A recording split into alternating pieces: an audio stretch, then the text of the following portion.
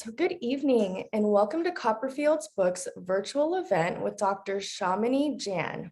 My name is Jamie Madsen. I'm the marketing and events coordinator here, and I'll also be your host for the evening. So I'd like to take a moment here and thank you all for your continued support of our events program. Your purchases make this whole thing possible. So we at Copperfields thank you dearly. And just a couple of items before we get started. The format tonight will feature between 35 to 40 minutes of speaking and will be followed by a live Q&A. If you look at the bottom of your Zoom screen, you'll see an icon that says Q&A.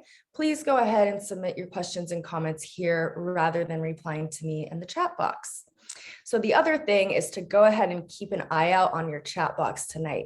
I will be using this to provide links for tonight's title, discount codes, where to find more information, and the like. So just pop that open and keep an eye on it. So now I'm really excited to introduce tonight's author, Dr. Shamini Jain. Shamini is an Ivy League trained clinical psychologist and an award-winning research scientist in psychoneuroimmunology and integrative medicine. She is a sought-after speaker and teacher in mind-body-spirit healing. Dr. Jain is also an adjunct faculty at UC San Diego. And she is with us tonight to discuss her debut title, Healing Ourselves, Biofield Science and the Future of Health. We have so many people excited for tonight, so I'm just going to hand it right over to you, Shamini. Why don't you take it away for us? Thank you so much, Jamie, and thank you everybody for joining us in the evening. What a lovely evening, and it's a very special time for many of us. Every day is special, but I wanted to share for those of you who may know, today is the start of a holiday called Navratri, which is essentially a celebration of the goddess. In the Hindu tradition and tantric traditions, there are a lot of people celebrating all over the world, celebrating essentially the divine feminine. This is very meaningful for me because I draw a lot of inspiration from that and from our ancient understandings of Shakti in my study of the Biofield, which I'm so excited to share with you today. So I'm wondering if you would indulge me. I'm going to do basically a universal prayer to kind of set the tone and connect us all in the space. And this particular prayer is to the goddess Saraswati. I've always been really drawn to her, even though I didn't grow up actually in the Hindu tradition. I'm a Jain. But I always connected with her because I didn't know why. And then I learned that she's actually the goddess of wisdom. And she's the goddess of both arts and science because there is no separation really. And in those traditions, that was understood very well. So you might see Saraswati, she's depicted with a veena, which is a stringed musical instrument, kind of looks like a sitar, and a book and a rosary. She represents knowledge. And often we'll do a prayer to her when we're teaching or when we're learning to simply open up the space for wisdom to come through during our time together. So I'll do a quick prayer and I'm going to ask you a few questions and then we'll begin.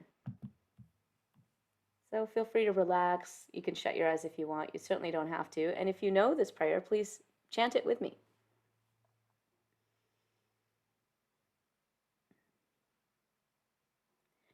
Saraswati Namastabhyam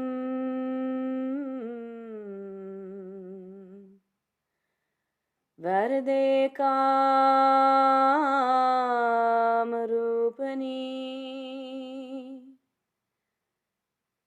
Vidyarambam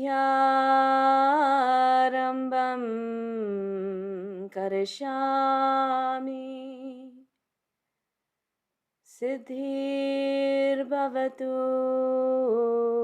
Me Sada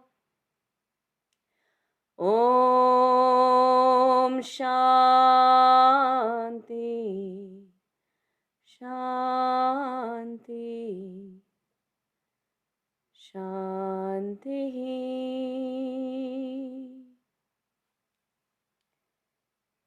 May the light of wisdom reach all beings. Okay, apologies. One quick technical thing. My computer says my battery is low. Give me 1 second. I'm so embarrassed. I'm just going to plug this in because it should be plugged in and that I shouldn't be seeing that. And I certainly wouldn't want us to be disconnected. That would be very sad. Let me just double check and make sure this thing is plugged in. I believe it is.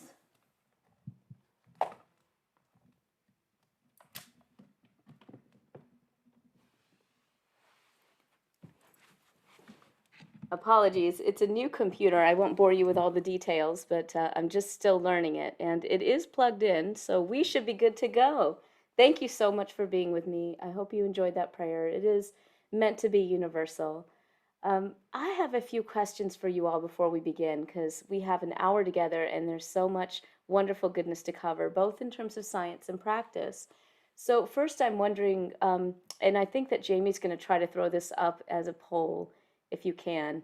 If you don't mind answering those questions for me really quick, that'll give me a really felt sense of who you are and whether you know me and the work at the Consciousness and Healing Initiative, which is our nonprofit, whether you've even heard the term biofield before, and if you're here tonight to learn more about the science, and if you want to do a healing practice. So if you wouldn't mind just throwing that up, you're just going to click on the poll icon. If you go to the bottom of your Zoom screen there, you'll see something that says polls, and you'll just click on that if it didn't pop up for you right away. If you take a moment to answer those questions, that would be just so wonderful. And while you're doing that, sometimes, people want to know about my story, so I'll just give you a really quick story, which is that I've always been fascinated with healing. And essentially, because I grew up in the South, actually from South Carolina, and that's where I'm currently living at the moment, I grew up as a Jan in the Jan spiritual tradition, which I can share more about, and I certainly share in the book, around my friends who are all Baptist Christians. And so it was really interesting to me from an early age learning about the differences in our traditions and our thinking, but still having kind of mutual respect for those traditions. And then as I would read these books in Jainism and, in basically Vedanta or Hinduism philosophy, I also started having a lot of questions about the things that they would talk about: subtle bodies, the effects of yoga and meditation on health. And I would think, how do they know that this is true? How do they know there's something like subtle bodies and, their descriptions of consciousness? How do we know that? And then I started going to school, of course, and some of the best universities in the country, privileged to go there. And I started learning that there are certain things that were just off limits to talk about, like consciousness and anything having to do with subtle energy, the subtle bodies. Shoot, at that time, when I was at Columbia University, they were teaching us that the brain didn't change after age 7. And I just want to remind you guys that it wasn't that long ago, several decades ago, that we were actually told that our minds had nothing really to do with our bodies in terms of health. That is, that our emotions didn't really affect our physiology in any real way, and that our brain wasn't connected to our immune system. This was all basic scientific understanding 50 years ago. But of course, science evolves. And that's what I'm so excited about, because some of the work that I'm going to share with you today about the biofield is really showing us how those lenses of separatism and disconnection that have sort of plagued our society worldwide and have plagued our understanding of health are starting to evolve because we're learning so much. Jamie, do you mind sharing with me the results of the poll? Is that possible, just so I can get a sense? Absolutely. So the first question about how many have heard about the initiative, we've got 48% yes and 52% no. Okay. Hearing of the word biofield, 72% yes, 20, Wow. yeah. Are you interested in learning about science? 96% yes. Okay.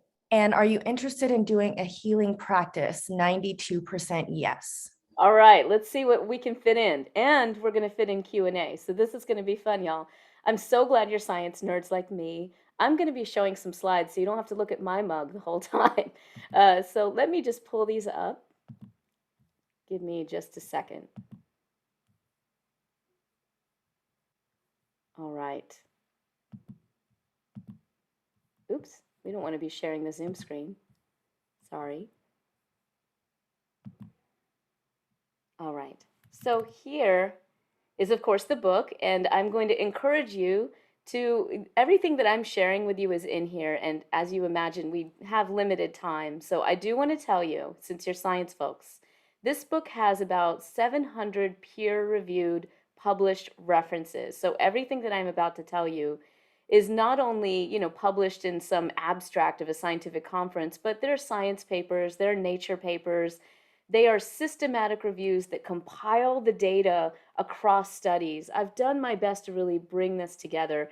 There are also references to ancient science, and I just want to give you a little bit of an overview for the book if y'all haven't gotten it. First of all, if you haven't gotten it yet, please do purchase it from Copperfields. I am so honored to be speaking on their platform today, and you know that we want to do everything we can to support our independent booksellers. I'm so grateful that they've asked me to come on. So do purchase the book from Copperfields, and I'll tell you more about some of the goodies you can get afterward. But I want to tell you a little bit about the book so you have a sense. The first part is basically exploring what do we know about consciousness and what do we know about healing, both from the ancient and the modern perspectives. We really bring those things together. So, yes, it does have some metaphysics and metaphysical philosophies from Jain traditions, Vedantic traditions, but also modern philosophy in terms of how we understand consciousness and healing.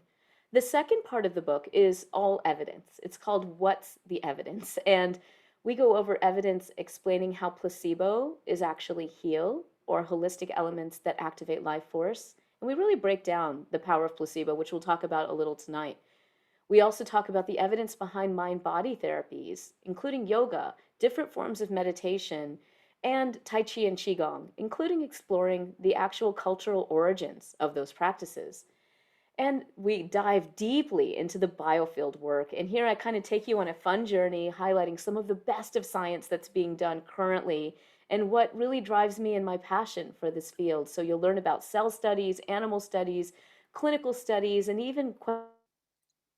Okay, well, in the interest of time, we won't do the slides today, y'all. I'm sorry, but if anyone is interested, I will be happy to share them with you afterward. So let's go back to what we were discussing earlier, which is essentially we know that medicine is evolving. And what's beautiful about this is we've sort of been setting the stage for this for quite a while now. First, of course, about 50 years ago, a whole group came together to start exploring this idea that emotions actually affected our health. That actually led us to a field called psychoneuroimmunology, which is my home research field. And this was wonderful because we actually started because of the dedicated work from scientists, from immunology, doctors, physicists, different kinds of folks. They actually came together and created a whole new field through very carefully controlled research. They were able to find out not only is our mind incredibly powerful in affecting our immune system, but that our brain and our immune system are deeply connected. And now we fast forward to we have actually found lymphatic microvessels in the brain, something that we didn't even think was possible before. So that's really exciting. And that was kind of the home institution that I was moving in and where I got my PhD work. But I was really interested in taking this a little bit further. We knew from the work of Candace Pert and so many seminal people that emotions affected our health. But what about energy? It seemed like it was something that nobody was really talking about. I actually started my research initially in meditation. And my most widely cited study is still in meditation, where I explored the effects of mindfulness, compared them with relaxation, to just sort of see if there was anything unique about mindfulness. And I don't mind sharing this personal story with you, which is, essentially what I found was in my meditation practice, I was noticing energy as I had when I was a child. But I noticed that we didn't talk about that.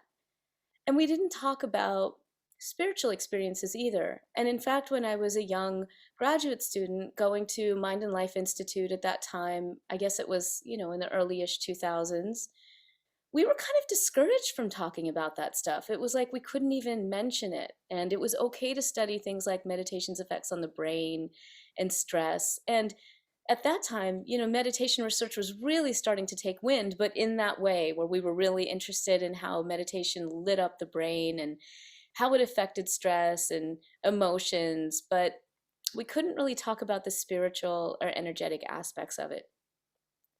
So I basically decided that I wanted to really study these deeper aspects, these aspects that I had read about in my books that talked about the nature of spirit and the subtle bodies. And it was really when I had my first Reiki session that I realized, wow, I can feel this vibration. And I talk about this in the book. There's a story around it, but I had such an incredible experience. I'm sure many of you do as well. You know, many of you probably have had energy healing done, what we call biofield healing. Many of you probably practice it. Well, for me, in my 20s, when I had that experience, it really opened me up because I realized, wow, I am feeling all this energy moving through my body.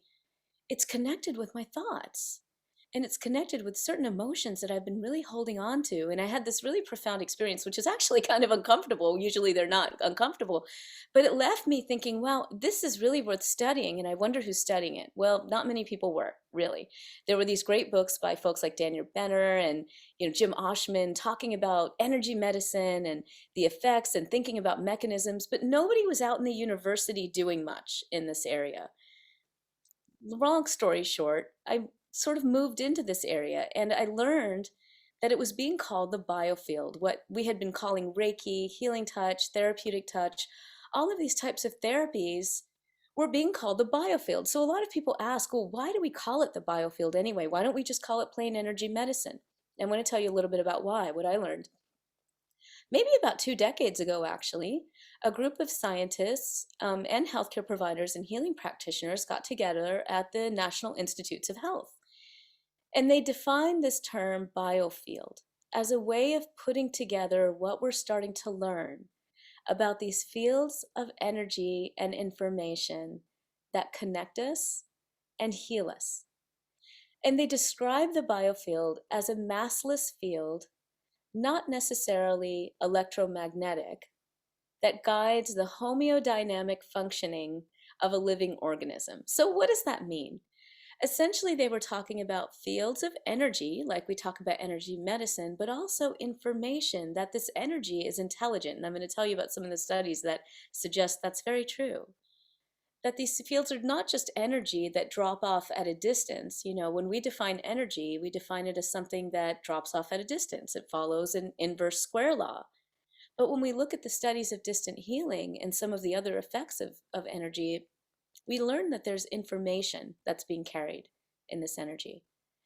They also wanted to describe biofield in this way because they wanted to include all of the different fields that are being studied. Because some of them, as you know, are kind of common knowledge, right? We study the biofield in terms of its effects on our heart. We look at our EKG, our electrocardiogram, and we explore the electrocardiogram, which is essentially a bioelectromagnetic readout of the heart that tells us about our heart health. We do the same thing with the EEG.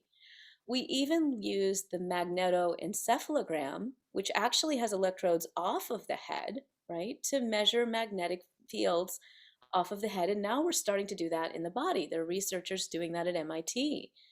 So we know that we can measure electromagnetic fluctuations off the body. We know that we're bioelectromagnetic beings. We not only emit magnetic and electrical energy in this way, we emit what are called biophotons, which are essentially packets of light. And this is being studied some and will be studied more. But there's real basic science behind that too, which is looking at bioelectromagnetic emanations or biophoton emanations from cells. We know that actually biophoton emission from cells is connected with inflammation in the body. So we're learning more and more in science about our bioelectromagnetic nature. Now let's go back to these subtle healing kinds of practices because this is what really befuddles mainstream science, okay? So we're comfortable looking at electromagnetic devices. I talk about a lot of that in my bonus chapter. I have a whole bonus chapter on biofield devices, which include non-invasive brain stimulation and other kinds of electromagnetic devices, as well as some of the more subtle ones. So even that is a little bit more comfortable for science because we're putting in a known energy and we can kind of measure it and we make some ideas about, its effects in the body.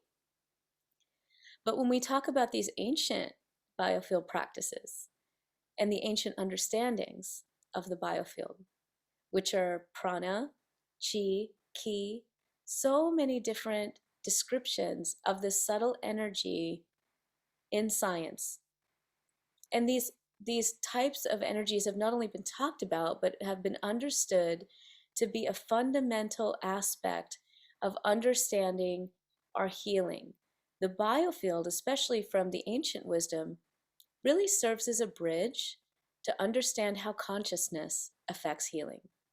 I describe this in detail in the book when I talk about the nature of subtle bodies, the connection of our subtle energy body with what's called our karmic body, and how our consciousness is actually informing our subtle bodies and therefore informing our mental, emotional, and physical health. And the cool thing is it's a two-way phenomena. So everything that we do, everything that we think, and everything that we feel also affects our biofield and therefore can actually affect our habit patterns down to karma. We don't have a lot of time to get into all that now, but I can tell you that as I kind of went through the ancient tradition teachings and the modern science, I began to understand why healing practitioners say things like, I'm working at the DNA level and I'm working on the karmic level.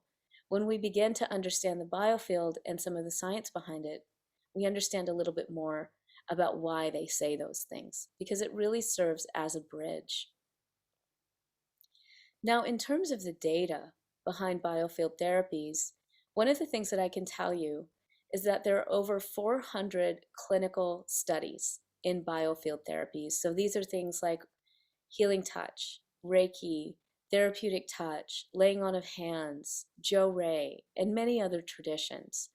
When we look at those studies as a whole, which I've done randomized controlled clinical trials on these types of studies, on these types of interventions. And we've kind of put them together in what we call systematic reviews. So we don't just look at one study, but we look at them overall. We evaluate them for quality. And then we look at the outcomes overall. So we want to do that for anything that we're studying, right? Whether it's drugs, whether it's a mind-body intervention, whether it's healing, because it kind of gives us a sense of, the lay of the land overall for most people. Is this helpful? And the reason that's important is because if it is, and there are no harms, we want to put them into clinics. We want to put them into hospitals, right? Where people can access them. We want to democratize these types of treatments so they're not just for the elite or something you go get in the spa. So what does the data actually say? When we put together all of that data, what we find from these systematic reviews is that these types of healing therapies, like Reiki, chronic healing, therapeutic touch, and so forth, when we put them together, we learn that they're incredibly helpful for pain. They have strong evidence for reducing pain intensity. They also show strong evidence for other things like reducing anxiety. We see effects on trauma. We also see effects on generalized anxiety. We see effects for cancer patients, reducing different kinds of symptoms, including fatigue, depression, and others. There's a lot of different kinds of evidence. We also see promising evidence for reducing symptoms in Alzheimer's disease, behavioral symptoms that we see in dementia. We also see effects on the physical level. Now, in science, especially these days, the show me the money is kind of show me the physiology. Okay, that's just where we're at. We sort of still are in what we call a materialist paradigm in science, which means I don't believe it unless I see it in your body. I don't believe it unless I see some kind of change in biomarkers. So that's been really important. And because the studies in Biofield are relatively underfunded, most institutions like the National Institutes of Health really don't prioritize this because they still think it's woo. That's really quite the answer, because there's no stretching, there's no needle, right? There's no way to completely explain this away from cognitive effects or even placebo. The research, including in these systematic reviews, is showing us that while placebo is a fascinating thing, and I detail it a lot. I had some beautiful slides to show you about placebo, actually, so if people are interested, we can talk more about placebo. But the data for the biofield healing actually show us that while placebo is in every encounter in medicine, whether it's drugs, surgery, or integrative health, energy healing isn't just a placebo. And the reason we do that is we do these randomized controlled trials with placebo-controlled arms. I've done those at UCSD and published those in medical journals like Cancer. It's beyond placebo. And it actually affects our physiology as well. So I'll just take you through really quick a study that I did at UCSD for fatigued breast cancer survivors. Many of you probably know, have been touched by cancer, know someone else who's been touched by cancer. So you might know that the number one complaint among cancer patients and survivors is fatigue. And we still don't have a really good answer of how to treat it. It's not like you can just give people a drug and it goes away. So we were interested in energy healing because if you look at it from the energy healing perspective, and I did this, I asked my healing teacher, Reverend Rosalind Briere, I said, Rosalind, do you think healing would help these patients? And if so, why? Like, how would it work? And she said, absolutely, because their energy stores are depleted, right? They've gone through the cancer treatment, they've gone through the diagnosis of cancer itself, and everything that goes along with the cancer journey. So their vital energy is sort of, it's tanked in some cases and it's low in other cases. So when we do things like energy healing, from her point of view, we're stimulating chi in the body. She actually calls it stimulating bone marrow chi. That's the practice we did. We did energy chelation for these patients in the study. And she said, you want to get their energy up and you want to help draw out any toxicities that are left over from the emotional aspects of the treatment or any residues of treatment itself. So that was her thinking behind it. And we did that study and we had a very tightly controlled placebo arm. And and I talk about this in the book, I was so fascinated with placebo. I measured every single placebo variable I could think of, connection with practitioner, how much you thought the treatment was helping you, all these things.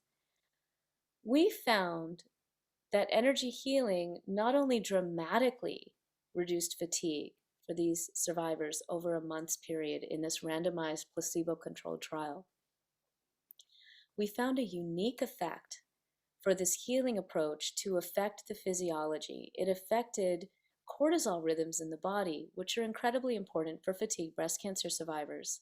The rhythms of cortisol normalize throughout the day, and that's important because cortisol rhythms are linked to sleep, they're linked to inflammatory immune function and lots of things. So, and I threw every variable I could into that data analysis. I looked at even chemotherapy status and body mass index, clinical variables that could affect that. We threw in every placebo variable. We couldn't make the effect go away. So I was kind of left scratching my head. And then I learned about a study that my colleague Susan Lukendorf did at the University of Iowa, looking at another biofield therapy, healing touch, and comparing it with relaxation for women who are going through ovarian and cervical cancer and currently getting chemoradiation. So these women were getting active chemoradiation at the time, and they were randomized to 3 groups as well, like my study. In this case, for Susan's study, they were either going to get healing touch, comprehensive relaxation, or usual care. In a nutshell, what Susan found, again, was a unique effect for healing touch to maintain immune function during chemoradiation. This is all published and I describe it in the book. So then, people sometimes also ask, okay, Shamini, well, we get you've done some placebo-controlled trials and others have too, but, the placebo effect is so vast. And how do we know these things really affect us down to the physical level? So I want to point you to some exciting research that's been done by other colleagues and friends. Gloria Gronowicz, who is a professor emeritus at University of Connecticut, and ongoing research that's being done by Dr. Lorenzo Cohen at MD Anderson Cancer Center. Both of them and others, and I share all of this, of course, in the book, they have been doing studies on cells in animals. And Gloria's work, initial work in cell culture, showed us that this energy was intelligent. It's interesting because she was looking at therapeutic touch, comparing it with a really tightly controlled mock therapeutic touch. She's published several studies in this. When she looked at cells in particular, she noticed that healthy cells would actually proliferate. That is, that there would be more of them. When they would grow, the cells would grow with the therapeutic touch, not so with the mock treatment. But when she did the same type of intervention with cancer cells, those cells would not proliferate. They would actually go down in number. And what's interesting is she then did studies with mouse models of cancer and found some effects on tumor metastasis, or that is the spread of cancer throughout the body in those mouse models of cancer, down to levels of inflammatory cytokines. And cytokines are basically immune transmitters. They help signal things in the body. They help signal cells to deal with an inflammation response. And they're incredibly important for understanding cancer and things like cancer spread, as well as, how to fight cancer. Now, what's interesting is Lorenzo Cohen's group in the last couple of years have also published a couple of studies, and they've been looking at the effects of a different bioenergy healing with a healer named Sean Harabance, and now they're doing that work with Sean and others. The two studies they recently published show that under, again, carefully controlled conditions, these are same types of mouse models that you would use to look at drugs, and their effects on cancer. Using these same models, but instead looking at energy healing, not a drug, they found in the first study that energy healing actually reduced tumor size in these mice. And they too looked at cytokines and cell subsets and even signaling in the body. And they found that not only, of course, did these tumors shrink, but they found alterations in cell subsets that would be consistent with the shrinking of the tumor, and reductions in particular inflammatory cytokines that also connected with the reduction in tumor migration. The second study, sorry, it's tumor shrinkage. In the second study, they didn't find tumor shrinkage. They found a reduction in tumor metastasis, or again, similar to Gloria's study, they found in the second study a reduction in cancer spread. Same reduction in cytokines that they found in the first study, same shifts in cell subsets, and same influence on protein kinase levels in these cells. So essentially what we're saying is that this energy not only seems to have effects on the physiological level, it has an intelligence. It seems to have an intelligence. We seem to know that not just from the studies I mentioned, but also studies at Harvard that have shown that energy affects healthy cells and cancerous cells differently. And yes, they do have effects on physiology. So, of course, the billion-dollar question is, how does it work? I won't bore you with all those details right now because I outline my thinking around mechanisms in the book. And there's several that we can talk about. And my thinking is that it's probably not just one thing. There are placebo effects, for example, in every type of medicine. Placebo effects are actually just fundamental to good medicine. They're things like expectation. How much do we believe we can heal ourselves? Conditioning. How much has my body mind actually experienced this healing as beneficial before? Because it's probably going to get conditioned, say, when I get back on that Reiki table, to feel good and to be open to receiving the energy. That's conditioning. There's also ritual, which is present in every healing encounter. And there's relationship, which is also huge. So yes, and when people say energy healing is a placebo, well, everything is a placebo from that matter. We didn't have time to go into it today, but our colleagues at Harvard have found that 75% of the effects of antidepressants on mild to moderate depression are due to what we call placebo, not to the drug. And we even see placebo effects in surgery. So absolutely, we see placebo effects everywhere. And yet they don't fully explain all of the data. We can look at non-local effects, and we can even look to electromagnetic effects. There are probably all of these effects that are working in the body. But here's really what excites me about all of this work. It's fun, it's incredibly fascinating. I will tell you some of the things that I've learned from this that really hit home for me the most. One, no matter who you talk to that does healing work, whether it's a shaman, a healing touch practitioner, a Reiki practitioner, an indigenous medicine healer, a Christian who does laying on of hands, they all essentially explain what's going on, their mechanism from the same way. It's a spiritual effect. And the reason I say that is because they say, first of all, I'm not the healer. The person I'm working with, they're the healer. All I'm doing is helping facilitate the conditions for their healing to take place. And in this case, they do it through energy, right? So they work with energy blocks. And I explained some of the ancient understanding of why that could work, right? They're working in that way to reunite the person with their essential nature. Whether we call that soul, spirit, consciousness, God, goddess, nature. What is happening is a realignment of yourself with that essence of who you truly are. And when you are reunited in that way, that power, whether you want to call it spiritual, whether you want to call it the process of salutogenesis, which is what we describe it as in science, the process of healing, right? That's essentially where the magic happens. It's bringing you back to your soul. And that's why these mind, body, spirit practices like meditation, yoga, Tai Chi, Qigong, I consider also to be biofield therapies because you're working and harmonizing with the energy in your body through your spiritual practice to lead you back to your essential nature. That's what these practices do, and they're very powerful. And of course, there's lots of data behind mind, body, spirit practices too, which I detail in the book. More than anything, though, especially too at this time, one of the other reasons that I'm so excited about the biofield work is because it's moving us from these models of separatism, where we feel powerless, where we feel like we can't help ourselves or others, where we've been separated in space during the pandemic for so long, right? Some of us who needed help couldn't go see our doctors or our therapists or whatever. I'm writing up a study for publication right now, actually, with a colleague where we looked at the effects of distant sound healing on anxiety during the pandemic. So we delivered these practices at a distance and we found profound effects, reductions in anxiety. These people came in meeting criteria for generalized anxiety disorder, and after a few sessions over a couple of weeks, they didn't even meet criteria for anxiety anymore. So that tells you that our energy can scale. That yes, we can feel the energy in a room, but we can even feel the energy with each other right now, and that it matters. These fields connect us and they heal us and they take us out of a sense of powerlessness about our health into a sense of deep connection and power.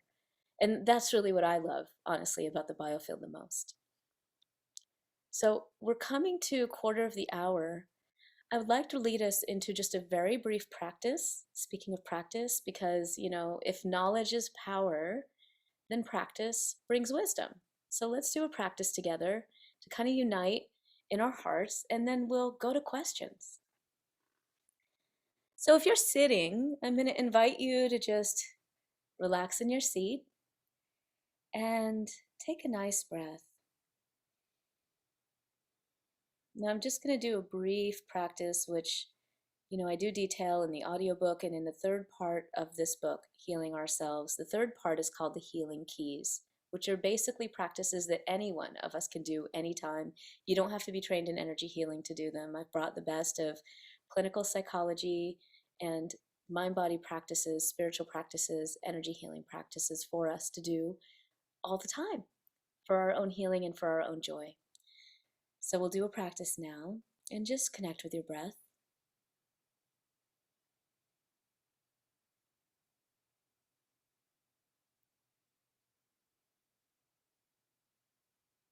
Taking a moment to notice your breath coming in and out of the nose.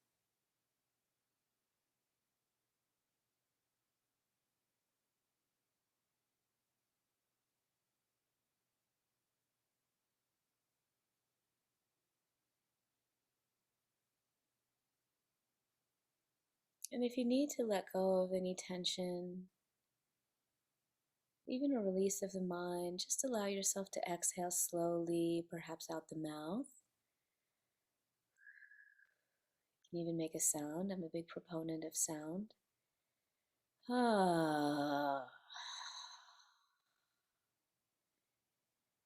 And while you exhale, I want you to direct the breath all the way down the legs, down to the feet, so that you can really connect in with the earth. We're going to take a moment to just feel our connection with the Earth Mother. So breathing in and then letting our breath go out,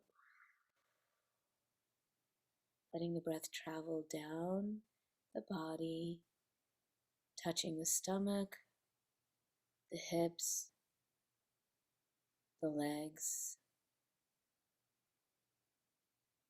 the ankles, and the feet. And just place your attention here for a moment on the feet.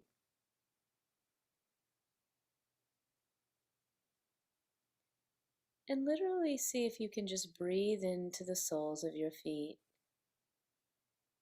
Those of you who are energy healers, you may think of this as connecting with your Earth Star. or however you do your practice. I'm essentially asking you to do your grounding practice, connecting with the earth,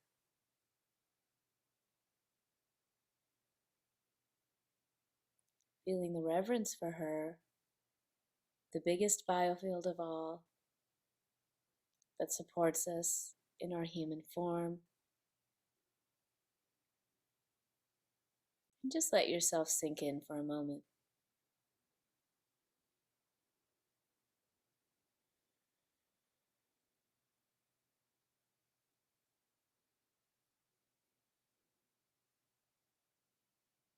Now, if you haven't noticed this already, allow the earth's energy now to come up into your body. And so, here, while we're sinking down into the ground, we're going to allow for the earth's energy to come up the feet. Feel her energy come up the soles of the feet, touching the ankles, the calves, the knees, the thighs, connecting in and allowing her energy to come up the legs completely, up the hips, the bladder, the sexual organs, the lower abdomen, the belly button, the small of the back,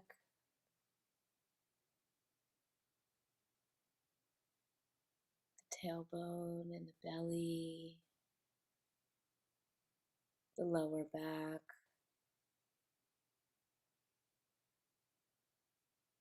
allowing this energy to effortlessly glide up the body, gliding all the way up the back, touching the solar plexus, touching the heart and the lungs,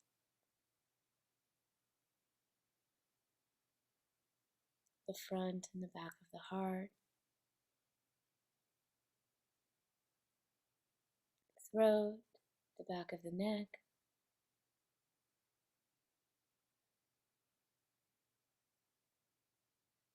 coming up the head, the back of the head, the ears, the jaw, the lips, the cheeks, the nose, the eyes, the temples, the forehead, and the top of the head.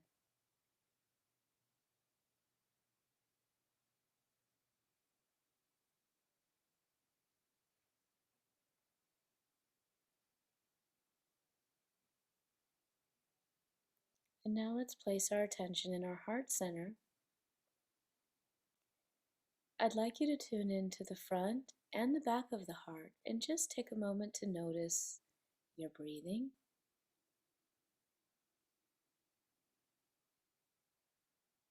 And any sensations that could be present.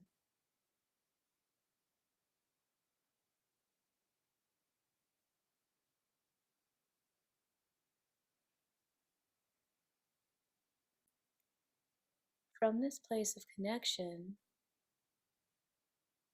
we can first give thanks for doing this practice together and create a healing circle. A circle of energy and information that connects and heals.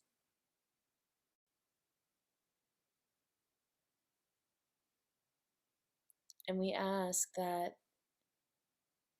anything that we desire for our healing journey be realized,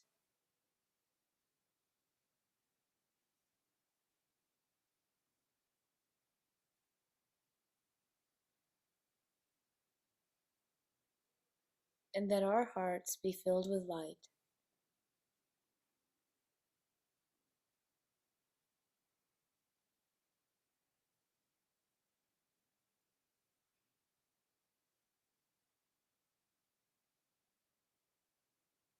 If you would like to bring a person into this healing circle that you think can benefit from receiving healing, please bring them into your heart space as we send this collective love out to the people into the healing circle.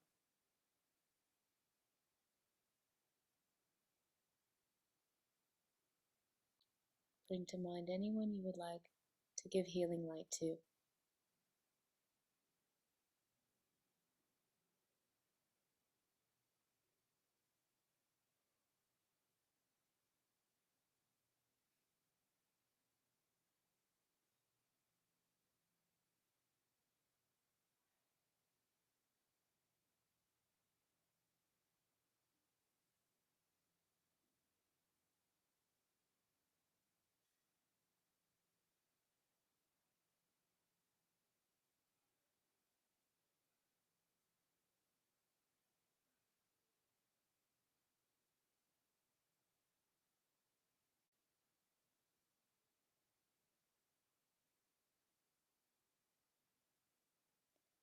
Thanking any ancestors, guides, or spiritual beings and beings in human form that have aided us in this healing circle, knowing that this light, love, and healing will continue for our friends, relatives, colleagues, pets.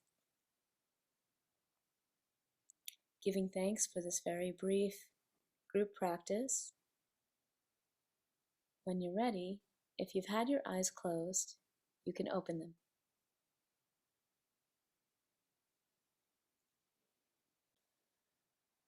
So thanks for doing this healing practice with me. It's weird for me because I'd like to see your faces. I don't see them. But I look forward to your comments. Feel free to throw them in the chat and we can go to some questions if y'all have questions. And again, thanks for bearing with me. I'm sorry about the slides, but if y'all want them, I'll make sure that Copperfields has a copy. That was magical. I wish we could just sit like that for the next 30 minutes. Thank you. I'm receiving so many thank yous from all of the attendees who are just so grateful to have you with us tonight. And we do have a few questions, so let's dive in. Betty wants to know, what is the Jan tradition? Thank you for asking. Great. So Jainism is a small religion. It's almost a philosophy, really. And if you haven't heard of it, it's not surprising because it's not really a proselytizing religion. It's not one where you go out and try to convert people. It's similar in some ways to Buddhism, but also different. It's similar in that it believes in the existence of a soul and the existence of spiritual liberation, that is, total self-realization. And while Jains understand that there are gods and goddesses, traditionally in Jainism, you don't actually pray to them. You pray for enlightenment. And that is essentially a realization of your full consciousness, which of course in Vedanta is described as Satchit Anand. The basic principle in Jainism, and I talk about this a little bit in the book, is nonviolence or ahimsa.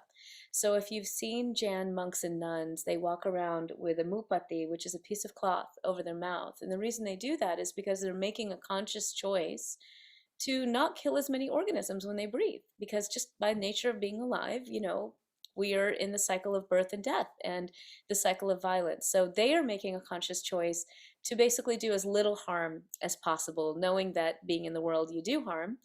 The Jain monks and nuns take it to a very beautiful level, actually, in terms of what they do.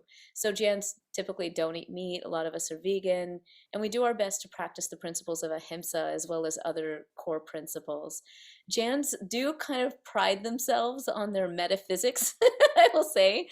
So if you talk to a Jain, like, they will kind of show you the whole map of like how karma works. They do believe in karma as like a real thing, and they describe like ways that you can work with your karma, basically, how you can resolve karma or how you can release. So it's really a beautiful, beautiful, I consider it a spiritual tradition more than a religious tradition, but that's just how I experience it. Thanks for that explanation. So Betty and quite a few people are saying yes, they would like the slides. So we'll be sure to get those to you tomorrow. Don't worry about that. Lisa is wondering, have you done any energy healing studies with multiple sclerosis? I have not personally. I am not aware of whether there are studies with MS. I would love to see some. Certainly, we've talked about it. And I do kind of need to let you guys know what's going on, okay, in terms of the research, which is it's really hard to do the research. And the reason it's hard is one, there's not funding support for it. Okay. So one of the reasons I started the nonprofit, the Consciousness and Healing Initiative, is to first we started it to support the scientists who were doing the work because they couldn't even talk about it. Like they can't talk about it in academia to most of their colleagues. They kind of do it under the radar and get their funding for other kinds of studies, like their day job, if you want to say that. And then they do these energy healing studies. So one of the reasons we don't have as many studies as I'd like, including things like MS, is because we need to galvanize some research support in terms of dollars and also supporting the scientists to get the work done.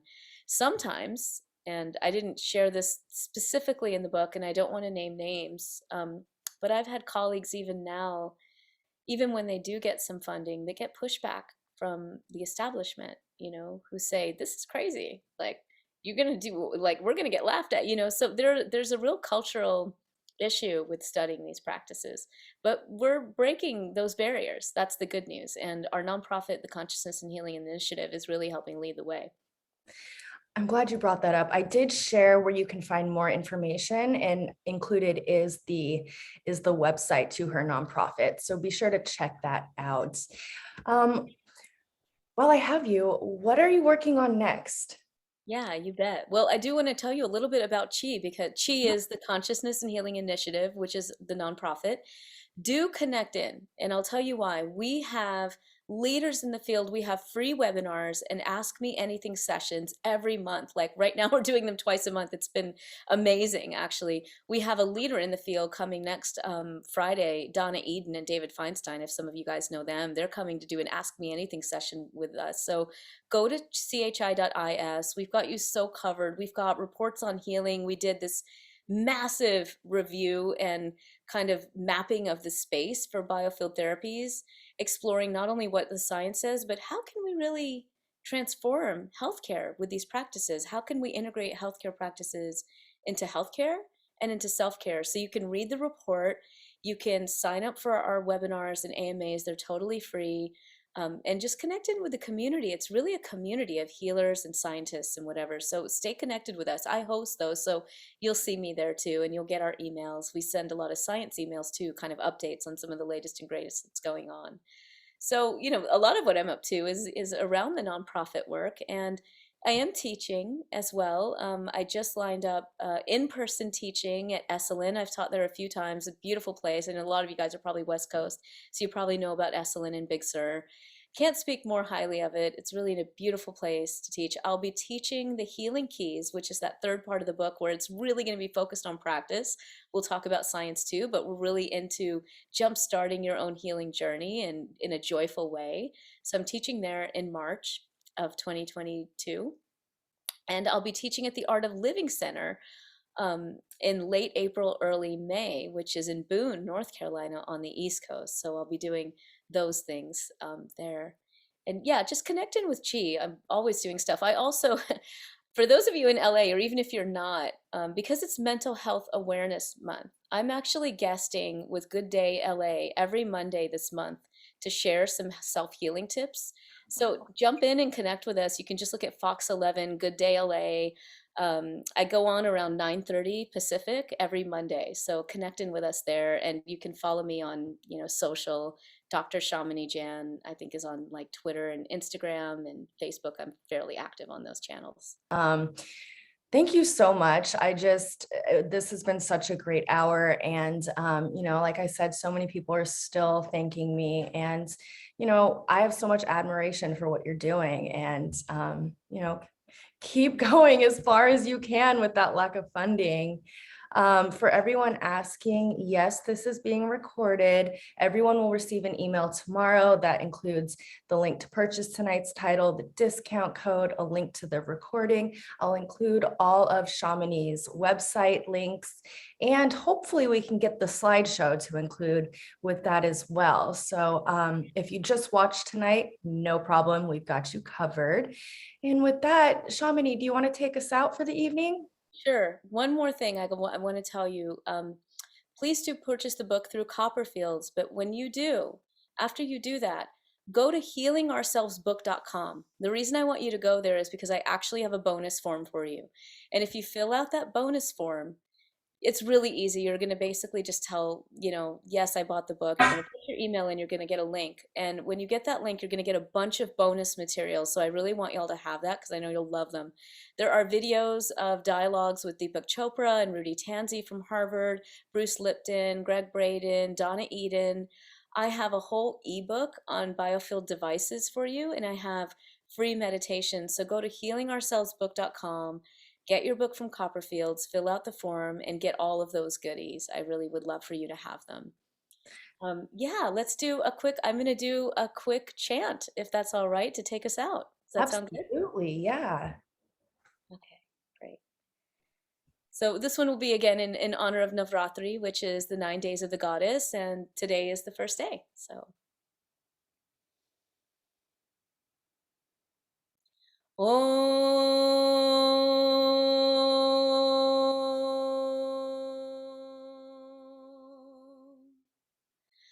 कात्यायनाय विद्महे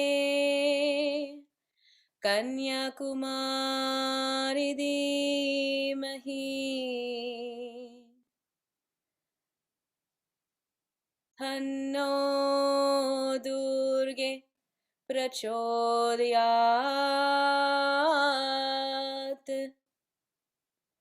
स्वाहा.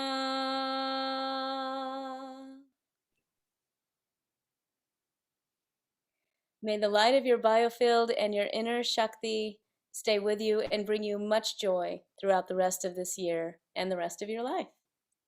Thank you and take care. Thank you. Have a good evening.